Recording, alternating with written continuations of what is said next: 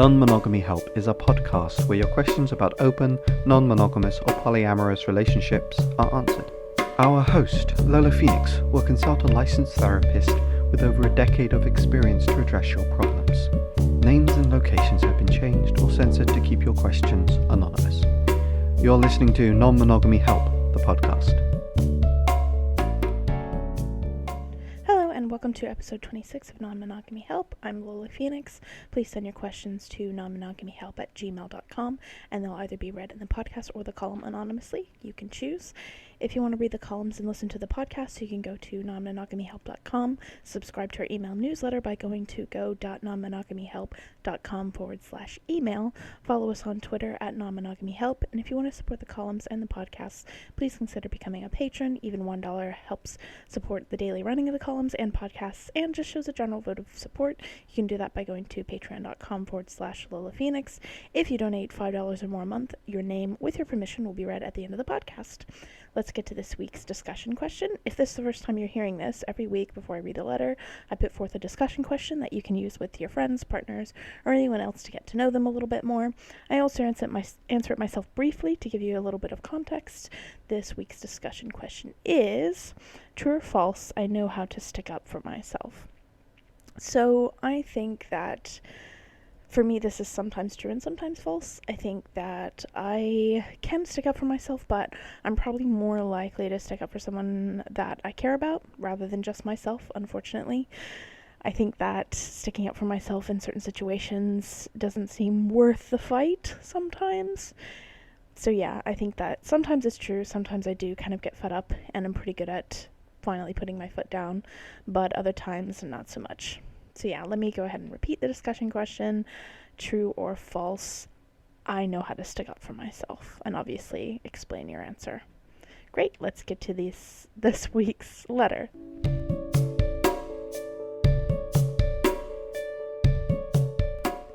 I hope you can help, as I'm in a situation where I'm not sure what to do next. Basic summary. I am a 36-year-old bisexual male and have been with my current bisexual female partner at 29 for 7 years this August. In October last year, she professed a desire to be non-monogamous, not to date, but just to sleep with people, especially women, as she had not done this in her uni years and early 20s and feels like she missed out on getting to do it, as she's only ever had male partners, and those have been long-term and loving rather than short and sexual or one-night stands. She had been keeping this desire secret from our relationship for over 3 years. We are, as of now, still monogamous. I want what's best for her. I always have. She is absolutely the bright spot at the center of my universe. If there's something she wants, I don't want to stand in her way. But this makes me so stressed out that my mental health has been seriously affected. I've had to go to therapy and try to work through things. It plays on my insecurity and my anxieties, mainly around my looks and self-worth and self-confidence. I think she's absolutely gorgeous and I'm just fine, so badly that I can't get it off my mind, and I feel awful pretty much all of the time. It's been on my mind every day since October last year when she first brought it up. I just think I might fundamentally not want to do it. Not that I have problems with others doing it or the concept of it itself, it's just not for me. When she goes out, I worry what might happen. She assures me that she wouldn't do anything and wouldn't cheat, but I have been told on several occasions by different people that her behavior really gets close to the mark. I think she has a hard and fast line that cheating is purely physical as long as she doesn't make out with or sleep with anyone else, and then thinking anything else below that line is okay. For example, I've been told that whilst with a group of friends who are mostly polyamorous and have over the years all been together in different setups with each other, that she, before we had any conversations, told the group that we were in fact polyamorous. This led to a bisexual woman in the group getting very close to her that evening, flirting and dancing in a very close way and touching, and when this other person wanted to move it to the next level of making out and inviting her back to their place for sex, she held her hands up and said that she couldn't and that she'd got the wrong idea. They hadn't spoken since. On another occasion, she was with a friend in a bar and wrote a note to an attractive woman in a bar and passed it to them, telling them that she thought they were incredibly attractive. The woman read it, and before anything could happen, my girlfriend panicked and left the bar. On a friend's birthday night out, she was very touchy-feely with them and told her she was sexy. This person then invited them to dinner, where she confessed strong sexual feelings toward my girlfriend, which she reciprocated, but then needed to check with her boyfriend if she could sleep with or do anything with my girlfriend. He ultimately said no on the Saturday, but my girlfriend had the talk with me on the Thursday. She also has had flirty evenings with a specific male friend who said he's very attracted to her and wants to sleep with her. Both of these things, she said, had zero bearing on her having the conversation with me and opening the dialogue. I want to believe her, but the timing makes me suspicious that she has suddenly had two very good opportunities on the horizon, that she wanted to have this conversation with me to allow her to progress. I felt terrible feeling that she'd waited until she had something fully lined up before she spoke to me, despite her saying it was all a coincidence. From my personal experience, when I've been out on a recent night for a birthday, when she'd had a few drinks, she got extremely tactile with people, constantly touching them, and when she wants to talk to them, wrapping her head around their head and leaning right into their ear to talk to them. I had to double take because I thought she was making out with them, as did a few others. She does this with female friends in the poly group and also male strangers. I saw this. The men in question are then buying her drinks and getting very close, and I saw one of them running his hands on her body and groping her. As we hadn't had any further discussions or set any boundaries, I got quite upset seeing this behavior because I was there and she was doing this, so I feel like she probably does this when I'm not there. I got upset and left, and a friend came to talk to me as I was so upset, and eventually I went back to the house we were staying at. My girlfriend did not come and speak to me, despite me messaging saying I was upset. Eventually, when she came back at 4 a.m. with a group of men, at least 2 of them who have messaged her and are definitely interested, she walked straight past me. I waited a few minutes and went outside to see where she was, and she was sat on a chair with her legs draped across so closely her butt was on his outer leg, the guy who hours earlier had told me he was really interested in her and told me that I was a cuck. I got even more upset, stormed off, and told her I was going home. Sometime later, she caught up with me. We had a big row, and I said I couldn't cope anymore and we should probably break up. We were both probably a little too drunk to continue that conversation. The next day, she came home at around 6 p.m., showered, then came into my workshop to see me. I apologized for my behavior, as I feel I should communicate my feelings more if she's doing something that upsets me, and she apologized for her behavior as well. They're getting in and on people when she's drunk, insisting that she's just being friendly, but also acknowledging it may be perceived as flirty. And that's basically where it was left. We haven't discussed it since and again, and I know I'll have to be the one to bring it up so that we can confirm where we're at and where we're going. I raised that it's been really hard, and I see it as unfair to me to constantly be the one to try to work through the situation, and always the one who has to bring it up, as it wasn't me who brought this into our relationship. It weighs on me every day, and some days I'm so sad and tired that I just can't face bringing it up. Her response to this is that she's wanted to bring it up but hasn't, because when she comes home, I'm always there for her, always ask about her day and give her hugs and affection. We go for nice walks and I cook the dinner, and then we snuggle up on the sofa and watch TV or listen to a podcast. And she doesn't want to not have that on days when she's tired, and she doesn't want to jeopardize what we have and lose it from her life by bringing it up and going down the path of non-monogamy in case she ends up losing me. I feel like there are two versions of her, the one that wants the stable relationship and the one who wants to go out and sleep with others, and I'm not sure how this will play out or what I want to do. I don't want to lose her, but I don't want to get into something like ethical non-monogamy just to keep her in my life, as that I'm sure will ultimately end in heartache. Sometimes I think it would be nice to kiss someone else, but when it all seems to come up, I seem to struggle with the anxiety and the jealousy or the whole situation, and it puts me off. Since I started writing all this, it's taken me a few weeks. We were both due to go out to a goth night where all this seems to play out, but a few hours before, my girlfriend said she didn't want me to go, as she was stressed by the potential of me going in case we ended up having another argument. I pointed out that we'd had a talk, established that communication for me, and relaying how what she does makes me feel, and also we'd been out a few times since then and not had arguments. But she was worried about me being in the environment regardless, as other nights out had been different. So I decided I didn't want to potentially put any dampeners on her night, and I wanted her to enjoy it, so I stayed home. She had a gig. She's a musician the next day. She said she'd be home by 3 a.m. She eventually came home at 5 a.m. I was a little worried the following day, as like I mentioned earlier, I worry about her behavior and her safety, and I'm starting to realize I have some trust issues with her, as well as I do not feel she lies to me. I do think she may not be 100% truthful with me and herself. This was, unfortunately, I think, proven accurate, as the following day she handed me her phone to take some photos of her, and I went into her gallery, and there were dozens of photos with her and one of the previously mentioned men who were interested in hanging all over each other and being very close. While I was seeing these, I had her phone for a while, maybe about 30 minutes. She received a message from this guy saying he'd really enjoyed dancing and being with her, and could she send him the photos. A friend also told me that on the night my girlfriend was pestering a female friend she has previously said is attractive into making out with her. I just don't know what to do. I want to stay with her because I love her so much. We click and are absolutely perfect for each other in so many ways, but this ethical non-monogamy stuff and her new behavior with people when she's out is really upsetting me. I really don't like that my perception is she's flirting, but she says it isn't that, and she's just being friendly, so I don't know whether she's trying to make me feel better or I'm just misinterpreting and being sensitive. A few other people have said her behavior seems too close to the mark to be innocent and friendly, so I just don't know. So, you keep saying that this ethical non-monogamy stuff. What she's doing now is not ethical at all. It's, the thing of it is, like, there are people who are naturally very flirty people, and they don't really intend to be flirty. That's just kind of how they interact with people. And that's absolutely fine. And this is kind of why I think that when people get together, they need to kind of establish what cheating is, because as you've said, she seems to think that it's a very hard line, and it has to be that she's made out or slept with someone else, and that's definitely cheating, but everything else isn't.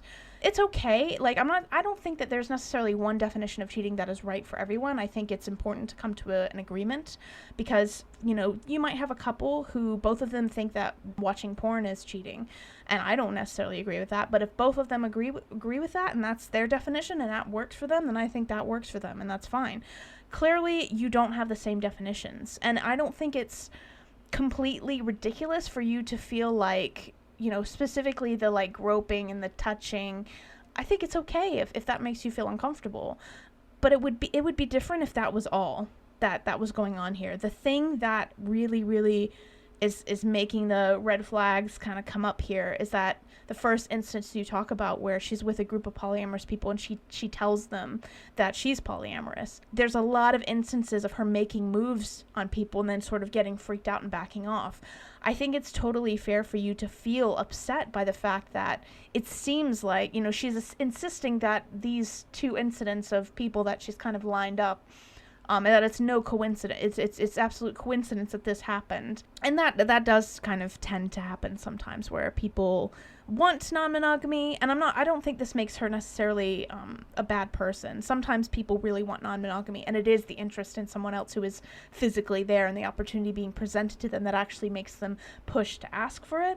But they have to kind of be honest about that. And the fact that she's not being honest about that is a little bit worrying. She's lying about things, which isn't really cool.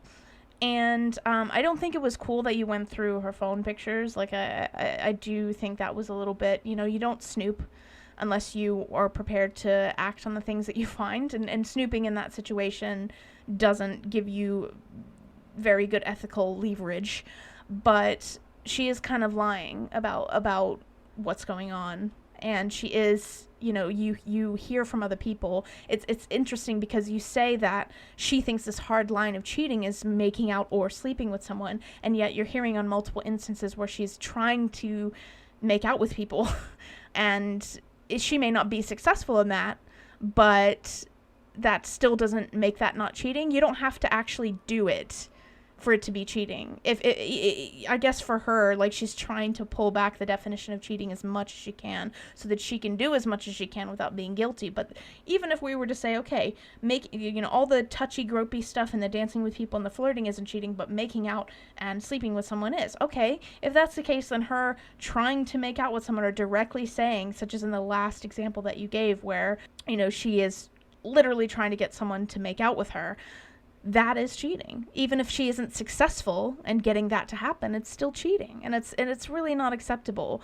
You know, the thing that really kind of bothers me is that you can have very different definitions of behaviors, and some people, like I said, are naturally flirty and they don't really mean it, or even if they do mean to be flirty, it's not a relationship thing for them, or it's just something that it's just a way they enjoy interacting with other people, and that's fine. Like, for some people it doesn't have to mean anything deep, it's just they just like being flirty, and that's fine. But what bothers me about this, and if this were different, I would try to, you know, help you kind of get over that a bit, but she's not really acknowledging that her behavior hurts you, and that's kind of the thing that worries me about this situation. It would be one thing if she was a bit flirty and maybe was a little bit not realizing how flirty she's being, because there are, you know, people can be like that as well. It's just that she's flirty, and she also, when you bring it up, doesn't seem to be apologizing for that. And in fact, this last example you give where you both want to go out, she actually just wants you to stay home, rather than, she doesn't want to deal with the emotional responsibility that her actions have. And unfortunately, that's not a good sign in general, because part of being polyamorous isn't the fun bit, or even non-monogamous. I mean, even if she just wants to sleep with other people, it's not all fun and games. And if that's what you want, you kind of have to be willing to deal, and help your partner in some instances, and be supportive towards them. And here you are, you're like, oh, I don't want to dampen her night, and I want her to have whatever it is that she wants. But is she really doing that for you? She's not really emotionally supporting you in any way. In fact, she's trying to avoid emotionally supporting you. She's now she's getting to a point where she's like, no, I don't actually want you to come, because she wants to be able to, flirt and do whatever it is she wants without you having a problem with it. And it'd be one thing if she came at you with this and was like, look, I clearly am very flirty with people, and that upsets you, and I don't want to upset you. Maybe, we can go out at this other time together at this other place. It would be one thing if she was kind of willing to acknowledge that her behavior has the potential to hurt you and be there for you when that happens. But she instead just wants you not to be there. And then she sort of says, well, I don't want to bring this up because we're having such a good time, and I don't want to have to spoil our good night where you cook and you cuddle me and support me, and I don't want to have to bring it up because it'll dampen the mood. Like, so what? Like, tough shit. That's kind of how being in a relationship works. Sometimes it's not all fun. Sometimes you have to have difficult conversations. And you can't put them off just because you don't feel like it. That's not helping anyone. And you, on the other hand, you seem to be willing to have those conversations. You seem to be willing to get through the difficult parts and talk about it. But she doesn't even want to talk about it. How you said it yourself that you are the person who's kind of having to bring stuff up and push the communication. And that's just not a very good sign. It would be one thing, because I do think you could be in a situation where you could try ethical non-monogamy if it was ethical. And I really hate using the word ethical non-monogamy because it's sort of like the word consensual sex, or, like if sex is not consensual, then it's not sex, it's rape. If it's not ethical non-monogamy, then it's cheating. You could be polyamorous or in an open relationship, I think, very well, but you can't pull the weight of the whole relationship for you both, and you can't do all the communication for you both. She has to be willing to not have a great day or deal with the kind of emotions that sometimes opening a relationship brings, even if it's not, full-on other relationship. And she just doesn't seem to be willing to do that. And she's also kind of, the biggest red flag is that, like, being with polyamorous people and saying that you're polyamorous and it turns out you're not. Like, that is not okay under any circumstances. And I bet it's not a coincidence that she hasn't spoken to those people again, or at least to that person that tried to invite her back to their house, because polyamorous people, like, on the whole, like, I mean, people are people in different places, but that's not a cool thing. Like, polyamorous people and polyamorous communities don't tend to like it when people are dishonest about that kind of stuff, because the whole point of it is not to be dishonest. So yeah, I wish that there was something better I could tell you in this situation. You could get a couples therapist, you could try that, but at the end of the day, you cannot force someone else into, trying to talk to you about this. You can't force someone else into communicating if they're unwilling to communicate, and she just doesn't seem to be willing to communicate. She doesn't even seem to be willing to figure out a way to handle her flirtiness with other people and make you feel better. Because I do think, like, I don't necessarily think that someone flirting, even being very tactile, some people are just very tactile people. I don't necessarily think that it automatically, like, makes her a terrible person. And I don't think that she necessarily has, like, some deep ulterior motive.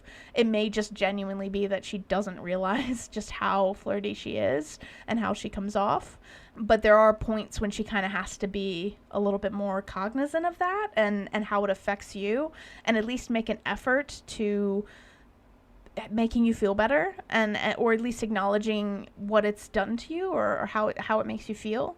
And the fact that, like, as well, the behavior that you talked about when she, you were very, very upset, clearly, and she comes home with, like, a load of guys, and one of the guys calls you a cuck, and, like, she doesn't even acknowledge you and, like, walks past you. Like, all of that is just really shitty behavior. It's really shitty behavior, honestly. Like, at the very least, regardless of how flirty she is or isn't with other people, the second someone calls her partner a name and insults them, she should stick up for you and say, excuse me, unless, she didn't hear it, but she should care about that. Like, that, I don't know if the guy who called you a cuck is the same guy who sent her all the pictures or wanted to see all the pictures or whatever the hell that is, but yeah, she's showing you on multiple occasions that she kind of wants to do what she wants to do, and it'd be one thing if she was just flirty and didn't realize it, but was still willing to work with you and still trying to help you and still trying to be sensitive to the fact that it is upsetting you. She doesn't even seem to be willing to do that, and I think that if she's not willing to do that, then there really isn't much you can do about the situation. And this isn't even about whether or not you can do non-monogamy or if non-monogamy is for you. This is about the fact that you're kind of with someone who genuinely doesn't seem to care about your best interests in her actions. Maybe in her words she cares about you, but she is not really proving that with her actions, unfortunately. She's just kind of doing what she wants to do and not really caring about the effect it has on you and not really wanting to deal with the effect it has on you and just putting that off or avoiding it completely, which doesn't really spell anything good, to be honest. So yeah, in summation, like, what she's doing is unethical. This is unethical non-monogamy. It's really important to have an agreed definition of cheating, but I think you're kind of well past that right now, because based on your definition, a hard line of her making out with someone or sleeping with someone, if she goes after a person with the intention of making out with them, then that is still cheating. It doesn't matter if she's successful or not. It's still cheating because she had the intention. She probably might disagree with that, but as you can tell, like, this is a problem. As somebody basically kind of trying to redefine cheating so that they're not cheating is an issue. Clearly, it doesn't even matter if it meets the specific definition of what cheating is. It still upsets you, and that's what's important. Like, it doesn't have to be cheating to upset you, and she needs to acknowledge that, and the fact that she's not willing to acknowledge the hurt that she's causing is kind of the biggest problem here, and the fact that you're kind of having to bring everything up, the fact that you're kind of having to have these conversations and she doesn't want to have them, really, really doesn't spell a very good future for you both. And I wish, I genuinely wish that I had something better to suggest, but I just feel like you can try getting a polyamorous friendly couples therapist who maybe can make her work on being more aware of her behavior and acknowledging that with you and having these difficult conversations, because I don't necessarily blame her for not wanting to have shitty conversations. Like, I don't blame anyone for that, but you just, at some point, you got to put your big adult panties on and deal with it. That's just life, and you can't force her into growing up, unfortunately. So yeah, maybe find, if you have the access to it, a non-monogamy friendly therapist who can work with her on that if she's willing to work, if she says she is. But you need to really think about plan B, because if she continues to behave this way and doesn't acknowledge it, then I don't think opening up the relationship is going to fix that, because if anything, she'll have permission, but she's still not going to care that something is hurting your feelings, and it doesn't seem to be willing to fix that. And until she's willing to fix that, or at least address it and have conversations about it, it just doesn't spell very good things. But I do think, it is tough, and I do genuinely hate it when, like, my best advice to someone is, okay, maybe try a therapist, but it's not looking good, and maybe you should think about seeing other people. But at the end of the day, like, this is wearing down your mental health, and you don't deserve that. You really don't deserve to feel so insecure and have good reasons for feeling insecure and feel so, frustrated and in this situation. You don't deserve that. So I hope that helps, and good luck.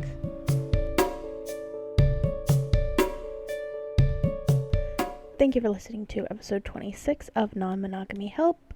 Just a reminder, if you donate $5 or more to the patron, then your name will be read at the end of the podcast with your permission. It also is just, like, really nice and just shows a bit of support. And if you don't want your name to be read or you want to choose the name, you're totally welcome to. This week's patrons are Laura Boylan, Chris Albury Jones, Juke, and James Wartell. Thank you so much to those folks. Another reminder as well, if you want to support the podcast but you can't for whatever reason become a patron, or there's stuff going on, then I would appreciate if you would just take 5 minutes to log into Apple, find the podcast, or iTunes, whatever it is, find the podcast and rate and write a review of it if you have the time. But if you just rate it, that'd be nice. Rating the podcast kind of helps us get it a little bit further out there every week. And yeah, if you can do that, spend 5 minutes doing that, super helpful. So yeah, that's basically it for this week. You'll get the next column next week, if I recall correctly, and then you will get episode 27 in a fortnight. Thanks so much for listening.